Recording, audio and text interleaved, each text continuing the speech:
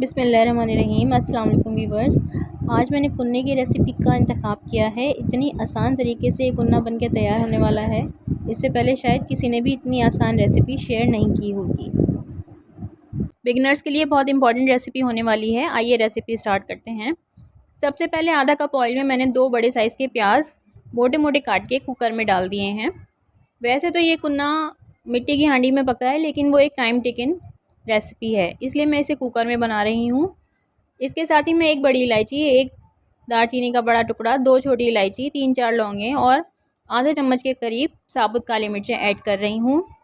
1 चम्मच लाल मिर्च ऐड करेंगे, हस्बे जायका हल्दी और 2 बड़े चम्मच पिसे हुए धनिए के ऐड करेंगे। अच्छी तरीके से मसाला भूनेंगे ताकि मसालों का कच्चापन निकल जाए और खुशबू आने लगे। हाफ़ kg मटन ऐड करेंगे और इसको भी अच्छी तरीके से भूनेंगे।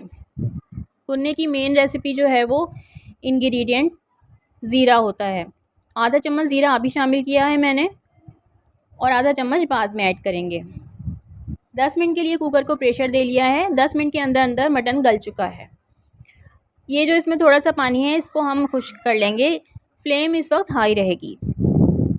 हाई फ्लेम पे मैंने इसको भून लिया है। मसाला दोबारा से अच्छी तरह गोश्त के साथ भुन चुका है। अब आधे कप पानी में 1 बड़ा चम्मच आटे का लेकर उसकी अच्छी तरह से स्लरी बना के इसमें ऐड करेंगे। ये नहारी की तरह से गाढ़ा नहीं होता, इसमें मुनासिब से ग्रेवी होती है, इसलिए आटा थोड़ा कम ही डाला जाता है। इस वक्त फ्लेम हाई रहेगी ताकि आटा जल्दी से फूल जाए और उसमें लम्स ना बने। तकरीबन 10 मिनट दम पे रखेंगे। 1 चम्मच ज़ीरा और ऐड करेंगे। अगर आप चाहें तो काला ज़ीरा भी ऐड कर सकते हैं। बेहतरीन सी रेसिपी, बकरीद की बेहतरीन रेसिपी बनके तैयार है। हरे धनिए के साथ गार्निश करें और खूब तारीफ़ पाएँ।